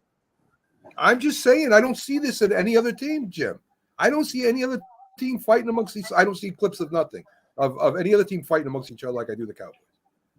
I'm just saying. No. I don't know. Yeah. I don't know. We'll see. Who's under more pressure, Mike McCarthy or Dak Prescott? They're both the same. Yeah, they're both. If you can't handle the pressure, you shouldn't play the game. That's a part of it. Yeah, but neither can afford a bad year. I mean, if Dak Prescott has a bad year, the talk in Dallas is going to be about maybe moving on from him. This is pivotal this year for Dak. I don't agree it's with that. For everyone. No, I don't agree with that. They're not going to push out for Dak Prescott if he has a bad year. That's not happening. That's not going to happen. You got to remember, Dak is only 30 years old. We're talking about quarterbacks that are 36, 37 years old, taking a team to the next level. So anyway, 39. So Pags. Now Pags gone. So I think he's gone. So everybody, let me get some thoughts from you. The AFC East, NFC East, we got very tough schedules this year, and I want to play a what if. What if the Jets get off? Me and Jack did this already. If the Jets get off to a 2-5 start, what happens? Are the Jets going to panic? Are they done for the year? I think they just lost their last 6 games last year. It's easy to forget they were 7-4 last year. If they're in the same position this year, 7-4, they're just going to get better as the year goes around. Look what happened when Tom Brady went to the Buccaneers. People forget they were 7-5 at one point in the season, and then they didn't lose again. 7-5. They were mediocre after 12 games, after about 70% of the season. And with the Jets, it concerns me. There's small little holes which no one talks about. after Garrett Wilson, they don't have a true number 2 receiver. It's basically receiver by committee led by Alan Lazard. You know, the guys that Aaron Rodgers was comfortable with, Randall Cobb and all that. And so there are these little concerns. Are the Jets going to have an elite defense? That's the question. Potentially, they could have a great defense. But if their defense, you know, isn't as good as we think they can be, if all their defense is better than average, it could turn into a disappointing season. Jim, Cowboys start 2-5. Are you concerned? Of course I'm concerned, but they can – I don't think they're going to start 2-5. But if they did, that's going to put more pressure on McCartney. Yeah, they could start, obviously, 0-3 easily with the people they play. But that's just – I mean, they're going to have to come out and they're going to have to be firing.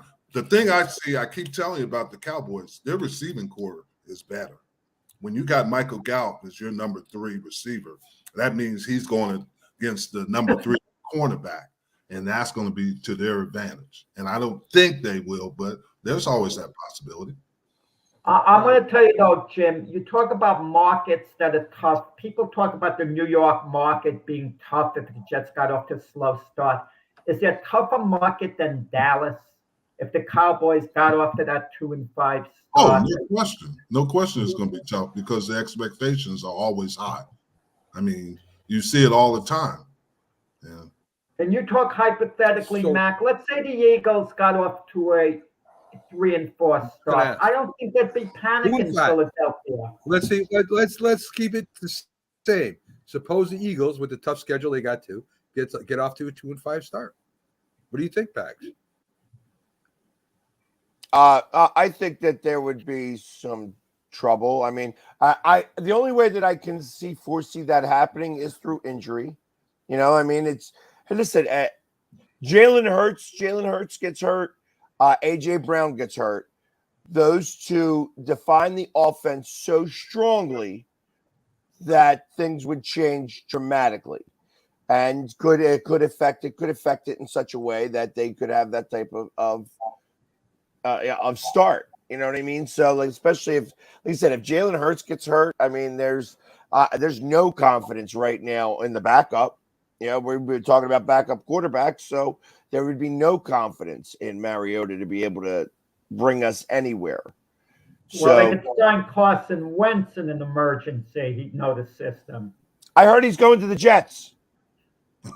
No, we got Tim Boyle as the third stringer. No, I heard they were cutting him. I heard they were cutting him, and they were bringing in Wentz. No. Aaron Rodgers wouldn't allow that to happen. Tim Boyle's his guy. You know, he's played with him before. Well, no. I heard that because he was in like North Dakota and Green Bay are kind of close to each other, they became friends. So he was, that Wentz has been taking the Madawaska. To be fair, if the Giants start off 2-5, they're not making the playoffs. That to me is that simple. If they go 2-5, they'll be lucky to finish 7-9. So to me, it's really important the Giants get off to a real good start. Not as good as last year. Not 6-1. But they at least got it. They at least got to be around 500 come game 8 for them to have a chance to make Giants to make the playoffs. So I'll be honest, that's what I think anyway. So let's have a little fun, guys. You know, we got our rookie class, rookie year, and position the quarterback, the top 4 quarterbacks that were taken in the draft. And you guys are going to think I'm crazy, but I want to try this experiment a little bit.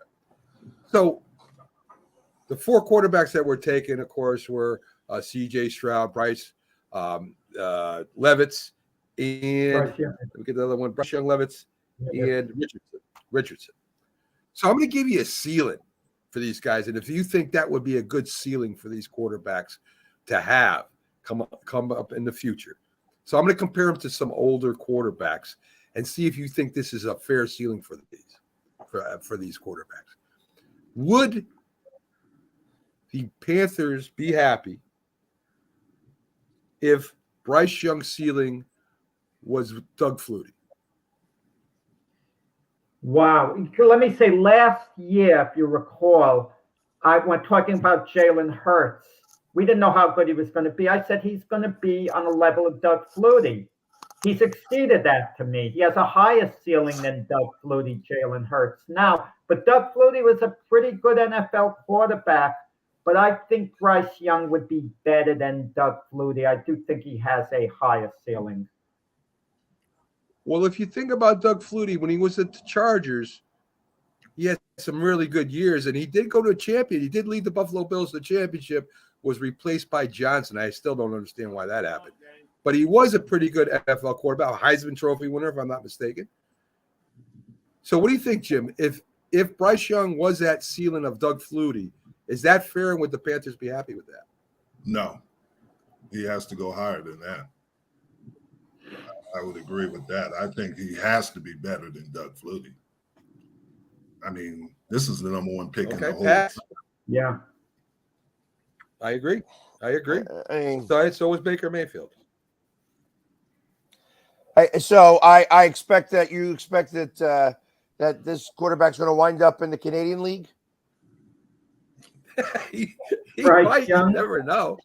You I mean, never that's know. what you're talking that's about. what I you mean, said. Warren Moon was in the that's kind of what Canadian you're League. saying to me.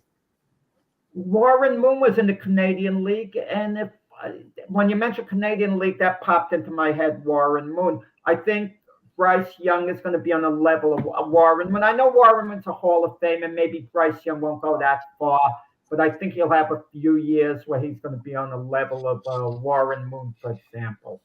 Warren Moon, Phil Simms type level. Okay. Anthony Richardson. Warren Moon, If his ceiling, Phil Simms. That's that. Those are the two quarterbacks you put in the same sentence. I think Warren he'll be Moon that and good. I Phil- think he'll be that good.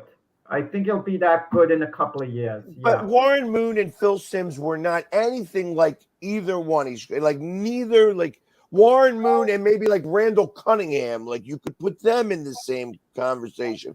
Phil Simms it was nothing like Warren Moon. No, I'm not talking about style, how good a quarterback he's going to be. That's what I meant. Okay.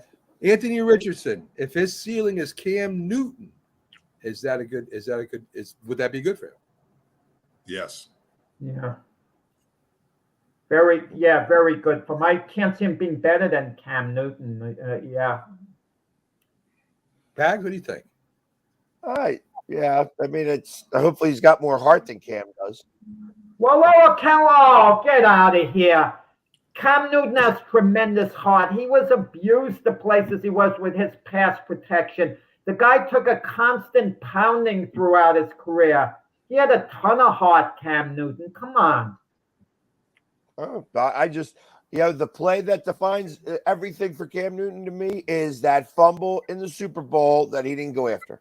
His body was turned a certain way. That's so taken out of context. Cam Newton had the heart of a line. The beating that guy would take, he had a series of concussions. Come on. He was a real warrior on the field, Cam Newton. Okay. I'm just telling my opinion. If CJ Stroud's ceiling is Kirk Cousins, is that good? No. No, I like Coach Killer. Out of all the best college quarterback coming out this year. In my opinion, ultimately, not this season because he's with a bad team, but ultimately, I think definitely be better than Kirk Cousins. Yeah, I think CJ Stroud might be close to the Justin Herbert category. Ultimately, really close. Maybe not quite as good, but close enough. Wow. You brought up a good point earlier in the show. I believe it. Name the last successful Ohio State quarterback. That scares me when I say that prediction on CJ. I didn't really Stroud. realize that, but you're right. Yeah. You were right. And why do you think that is? I mean, they throw the ball a lot in Ohio State, that's for sure. I don't know. I just don't know. They come out with a lot of great receivers. Maybe the receivers elevate the quarterbacks a lot more than we thought.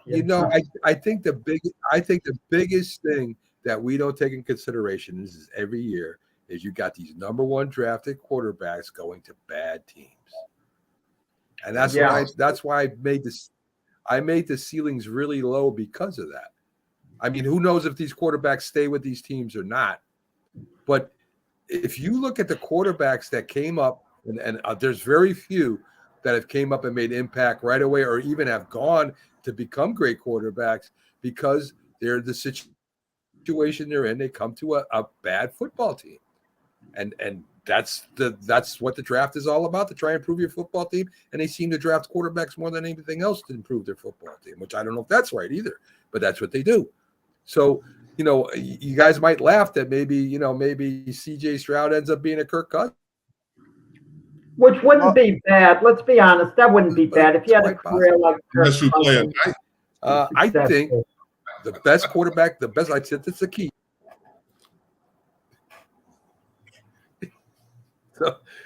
So now it wouldn't be bad. I don't think it would be bad either. Kirk Cousins. Mac, a lot of times it's the system in the organization. Hypothetically, give me your opinion. Peyton Manning stayed in college an extra year. Had he come out a year earlier, the Jets would have drafted him. Bill Parcells, one of Jim's favorites, would have drafted Peyton Manning. How would Peyton Manning's career have turned out had he come out and been a New York Jet? He might have won a couple. He did win a couple championships. No. Under Bill Parcells as a rookie, and he made a lot of rookie mistakes, Peyton Manning. And Peyton Manning was a sensitive guy, and Bill Parcells wasn't always the most tactful individual. How would that have turned out? I think Bill Parcells would have been the same way he was with Sims, and the same way he was with Bledsoe. Bledsoe had a good year. Bledsoe didn't like Bill Parcells. Bledsoe didn't like him. He liked him enough to go play for him at Dallas, so I guess the relationship. Well, he needed a job at that point. He was late on in his career. Yeah. So I don't know what would happen. I don't know, but Peyton Manning, his father didn't want him going to New York, so he didn't come out. So to go backwards a step or two, the reason why I think that Ohio State quarterbacks don't seem to do well in the NFL. Yet some of them are going to bad teams, but I feel that the offensive line in Ohio State is always got number one picks and second round picks going to the NFL, and I think that really dictates more of how the quarterbacks play in comparison to how they play in the NFL, because most of the time, when you're going to those bad teams, it's the offensive line that's really not in the best of shape.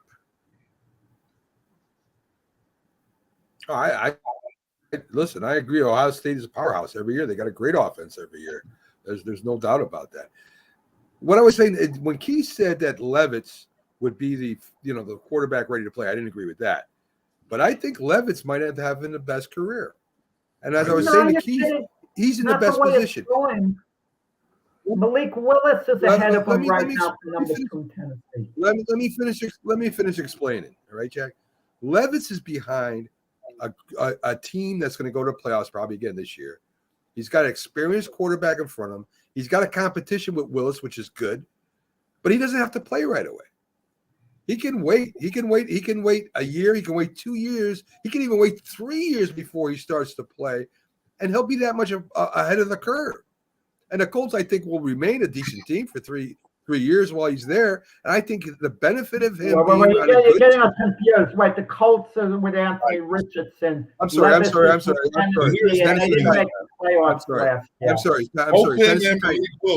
What happened with both men? Malik Willis was at Auburn, and he transferred. Liberty. No, he transferred to Liberty from Auburn. Right. Yeah. And he couldn't beat out the starter there. Levitz transferred from Penn State to Kentucky. He couldn't beat out a guy that didn't even get drafted. So don't tell me this guy is going to be that great. I'm telling you, I think he's in the best position of all three of them. We'll see. And look at Pickles. Pickles agrees. Pickles thinks Levis will be a bust. Yes. So, no. I mean, Mike Grable, the Tennessee head coach, it didn't seem like he was too crazy about Malik Willis. He'd be making a lot of mistakes last year. And if Malik Willis had really worked out for Tennessee as a possible heir apparent for Ryan Tannehill, they wouldn't have drafted Levis in the second round. They wouldn't have, they would have used a more viable pick, for another position.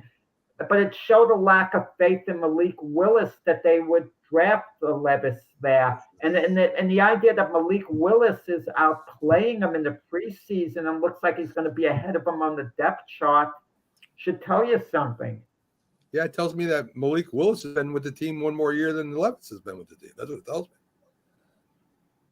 I mean, he knows the system. I would imagine better than Levis.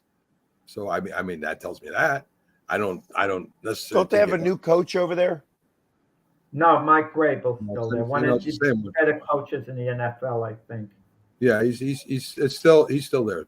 Grable is still there. So, guys, if you guys don't have anything else, I ran out of material for the show.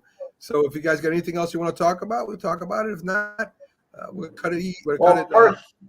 First Sunday in September, we'll give our predictions for the season of places and so on. Pags might stun us by putting the Cowboys behind the Washington Commanders too in fourth place. Well, he might stun us and put the Jets where they were supposed to be, last place. Both are not really stunning, right there. But I kind of got. I have Washington being worse than Dallas, if you can imagine that, and I have Dallas being pretty bad this year. So, I think Washington's going to be worse. Well, I will be really bad because Dallas will be better than Philly. So Philly's going to have an off year. Oh, yeah. You got the Kool-Aid man right here on the bottom corner. Listen, I got to warn you, Jim, in baseball, everyone was telling Pags the way the Mets were going to pass the Phillies. They signed Justin Verlander, all these great moves the Mets were making. And Pags said before the season the Mets are a joke. He doesn't even bother to give them even any consideration as far as contending. And Pags has been right. The Mets have been a disaster.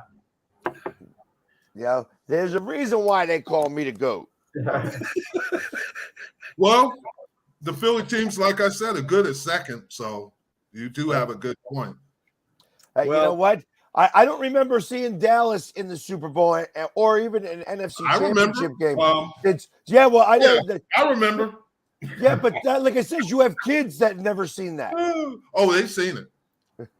They seen it. They rolled in the parades. I can't do anything, but you've had 30 years to get more trophies than them, and you still have. Who won the most recent one? Kansas City. No. Who won between the Eagles and the Cowboys? Who won the most recent one? Philly, but they still haven't. How many playoff games? How many playoff games have one Super Bowl? How many playoff games have they won since you've left? Since you've left, how many playoff games have they won? I have no idea. Not a lot. Not a lot. I'll say this as a reason I'm keeping out of this, because I was in high school the last time my team got to the Super Bowl. All right. So, folks, have a great Sunday. We'll see you today's games. We got playing today, Jack. Let's see. We got exhibition games. The Jets played last night. Listen, there's football fans out there that want to watch football. Yeah, Jack. They're watching Little League. They're watching Little League baseball. We got media going today at 11 o'clock this morning. Yeah. The New Orleans Saints will not be watching Little League baseball. They'll be watching them play the Los Angeles Chargers. The Baltimore Ravens will be at the Washington Commanders. Soon to be my prediction. The Washington Redskins when the season is all said and done. But you know what? Honestly, I hope that every team in the NFC East is good. And here's the reason why. Because it makes it more competitive and it makes each team better. I don't want to hear about the AFC East and what they're going to do. I believe in the NFC East. Well, I'm going to tell you statistically, no team in the NFC East last year had a losing record. Commanders were 8-1, and they were in last place. So when you look at it that way, they were pretty strong, the NFC East. You kind of wonder the AFC East, are they going to have a same year where maybe no one is going to have a losing record and they'll all be bunched up at 9-8, 10-7, 11-5, maybe? You know, was it week 16 that every team from the NFC East was in the playoffs? I think so. At least 3 out of 4. I know that for a fact. Yeah, I thought it was real close. That it was like and all 4 teams. Last year, too, Pags kind of nailed it with the AFC West. Everyone was talking about how great the Chiefs, the Chargers, the Broncos, the Raiders. Like, people didn't know who to pick to win that division. Even it's easy to say now that going into last year. I wasn't one of those guys that thought Denver or San Diego or the Chargers or Denver. Are you out of your minds? Are you kidding me? Thank you. You were all on the Denver Kool-Aid. Thank you. Russell Wilson was a Hall of Famer. He's a first ballot guy. Denver is going to surprise people. And I told you guys that West is going to welcome to my life dealing with Matt. When all is said and done, he goes back and says, just as I predicted. I did believe the Broncos were going to be better. Thank you. Don't exaggerate. I thought the Broncos might get in a wild card. Don't exaggerate. I didn't think the Chargers were going to win it. I didn't think the Raiders were going to win anything. You know, Pags wasn't the only one that thought the AFC West was going to be bad last year. So the thing about this year is the AFC East. They've got a conference that's more tougher than them in the AFC. It's the AFC Central. And if they're all bunched up at the bottom, a couple of them AFC East teams will be picked off and the Central will get in. So that's the only problem with the AFC East compared to the NFC East, which really you meant the AFC North, right? Yes. Baltimore. If they're bunched up in the East, there's going to be a problem with the AFC East teams because they're going to be better than the AFC East this year. Yeah, and I'm going to tell you, there's certain teams that people are talking highly about, and I don't quite see it, like the Atlanta Falcons, who was 7-10 the last 2 years. You know, Desmond Ridder starting for them, I just don't know. I like the Falcons. But a lot of people do, but where's the big improvement? I mean, they got a running back. And they're pretty good defensively. They're not a top 5 defense, but they're a comparable. They are a good defense. I think the Falcons are going to shock. But maybe they'll win that division. Tampa Bay has problems. New Orleans is a little long in the tooth. Yeah. And we've talked about Carolina. You haven't seen any shock predictions? I mean, short of you picking Dallas actually winning the Well, NFC it's not East. a shock with Dallas. Yeah, that is a shock. That's a shock because that's only a Kool-Aid thing for you. But do you have any shock predictions for this NFL this year? I have a shock prediction. They'll win the NFC East. I wonder who's going to be second. It'll be between New York and Philly. I have a shock prediction here. I'm not saying they're going to get there, but they're going to take a serious run at it. I got to sit down and go over my final predictions, but the Seattle Seahawks are going to take a serious run at getting to the Super Bowl, a very serious run. I'm not saying I'm going to pick them necessarily. I have to sit down and put it down on paper, give it some more thought, but they're taking a real charge towards it. People are saying the Lions might be the surprise team. I think the Seahawks drafted so well and they're so primed. That's good. That's a shock pick. Kansas City doesn't even make the Super Bowl this year. Well, it's hard to repeat. You know, they might not. It's who knows. It's who kind of peaks at the end. Because in Jim's Cowboys, the second of their 2 Super Bowl wins, they weren't that good during the regular season, but they kind of peaked at the end. It came together. Well, KC didn't peak at the end. They were good all the way through. Well, you look at me strange, Jim. You're lucky to beat the Giants in overtime. Otherwise, they would have won the division. You guys wouldn't have gotten a bye. We lost 3 games. I forgot what your record was. You were struggling. I think it lost more than 3 games. That's That's how I I know. don't remember the record, but that was a struggle. That's was how I know. struggle. We're running out of material when Jack is just starting making up No, stuff. I'm not. I remember they played the Giants in the Meadowlands, and that was the game where the Giants lost in overtime to Dallas. They could have won the game. They didn't throw the ball in the end zone, take a pop at the end zone at the end of the game. Dan Reeves, the coach, later regretted it. Even Phil Simms said, well, it's a little hard. It was a winnable game for the Giants. Had the Giants won that game, the Cowboys would have been a wild card team. Chances are they would have still gotten to the Super Bowl, but the road would have been so much harder. It's They always would have had hard. an extra game, and they would have been on the road as opposed to the 2 Christmas games at home. Yeah, I think we're losing material. All right, folks. I know what I'm talking about. I remember the season. Well, when we start talking about the Cowboys, look, he's like, "Are you serious?" When we start talking about the Cowboys in 1994, we are definitely. I know. I'm giving an example. Jack does not want to leave. Jack, I love you, Jack. I do love you. I love spending time with you. But right now, I'm out of material. I'm using history to back up a current situation. The Chiefs could struggle a good part of the year, but they're the type of team by the end of the year, it could come together. They don't have to be the best team all year. They just have to be the best team towards the end of the year. And a team like that's fully capable of doing something like that. Realistically, Jack, if you think about it, that could happen to the Jets. That could happen to any good team. Because Aaron Rodgers struggled at the beginning of the season. Yeah. At the end of the season, he almost had them in the playoffs. What happened with the Buccaneers with Brady? It came together at the end. They weren't the best team overall the whole year. The last third of the season, they started turning into the best team. The best team with the best personnel, we all know, is Philadelphia. But the hard thing is going back-to-back Super Bowls. I've been there. I know how difficult it is because you got to hopefully stay healthy. And health is going to be important for any team in the NFL, especially the top teams. If you start getting injuries, it's over. And I don't care. Just like Pack said, if you lose Hurts, I think A.J. Brown is the difference. If something happens to A.J. Brown, it changes your whole. Devontae Smith would step up and be one of the top receivers. A.J. Brown is a different kind of player. I'm just telling you.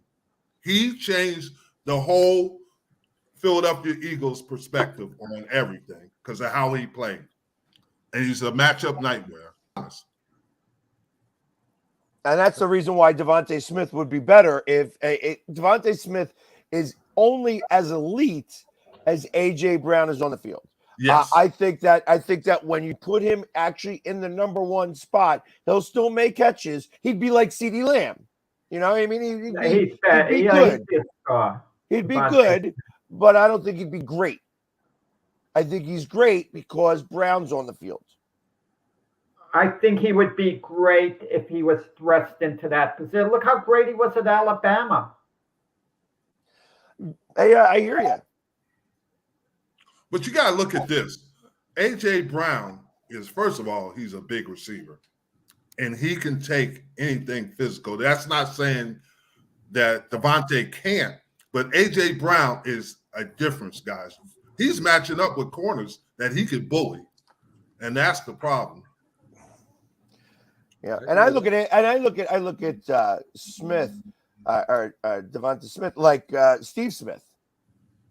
I mean, they're small, they're able to get open and stuff like that. They got the speed to be able to do that. They're wily, you know what I mean, and they have a good rapport with their quarterback. You need all of those things, but it only works because he's got Brown on the other side. So that's the reason why you could go 3 and 4 weeks without Devonta Smith really doing that, having a big game, and then the next game he gets 3 touchdowns and 200 yards. And Jack, you got to look at it too, is when a team prepares for Philadelphia, what is the first thing they're going to say? We have to control A.J. Brown. Yeah. That is the first thing they're going to say. Were you comparing Devontae Smith to Steve Smith of the Panthers? Yeah. No. It's easy to forget the Eagles drafted up in the first round to get Devontae Smith. That's how highly they wanted him. The intention was for him to be the number one receiver, but then of course Brown became available, so that kind of changed the equation. And they figured Smith is a rookie, so we can. I was the enemy of the enemy is my friend. Did we beat out the Giants for him? Yeah, well, I'm going to tell you, if I was head of scouting and owner of a team, Trevor Lawrence had to go number one that year, obviously, as a quarterback. Second overall pick, I said it all along. I would have taken Micah Parsons. He would have changed any team's defense. You did say that, Jack. I have. Yeah. I mean, and look where the Cowboys would be without him. And he went down because of he had some problem in the locker room. The off the field. He missed his last year because they said it was COVID, but there was that bullying. And the leopard spots are still the same, Jim. So and listen, real quick, Jim. Again, this is all hearsay, so I'm going to qualify it at that. I hear that there are some rumblings that he's not very happy in Dallas. No, he's happy. He's happy. He enjoys being in Dallas. All right. I mean, it's just like I said, it's all hearsay because I don't know the man. You know what I mean? It's like I don't know anything about him, but I've heard rumblings that he is. And then also the one other thing I want to ask you. There's a lot of talk about Jalen Carter being a real problem. He is a problem for offensive lines. How much of a chance do you think he could be Defensive Rookie of the Year? I think there's a big chance he can. It's kind of interesting. The guy that he's from the same hometown is who? Warren Sapp. And what happened to Warren Sapp? He went down because of some off-field issues. Same thing happened to Jalen Carter. Jalen Carter can play, and he will play well as a rookie. He's a difference maker. He was the pick you had last year was good. This guy is special. Yeah, Carter. This guy. I mean, I tell you, and he's a real humble guy. You know, it's like I've seen him since the draft now, and you know he's real happy to be here. He's very quiet. He keeps to himself. And he just goes out there, and like I said, I read something this morning where they're just like, "Wow, this is it." He's going to be a problem. I know he's going to be an issue. No doubt about it. So, folks, we're at the top of the hour now. I want to thank Keith Engle for coming in. Of course, Robert Butler, the Philly sports guy. I always love having him on every show I'm on. And of course, Jack with his Jets jersey on, as me and Jack will be going to the Giants-Jets game next week, next Saturday night, we'll be there. We'll still have the big football show. We'll probably be talking a lot about that on Sunday. Hopefully no woman picks on Jack because I'm not going to have it. If some woman starts pushing Jack over the stands, she's going to have to deal with me. So. Well, you're talking about when I went to the game in Miami, the woman didn't want to let me go back down the aisle to my seat. Yeah. My crime was being caught on a long line in the men's room.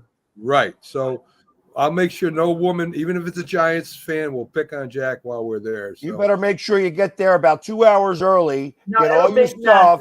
It'll be a peaceful night. We're not in Philadelphia with the Eagle fans. Okay. We'll enjoy ourselves. We won't be in a hostile environment. Fans who want to start trouble just for the sake of starting trouble. I don't know, Jack. The Giant Jet fans could go at it. I've seen it in person a couple times. So we'll see what happens.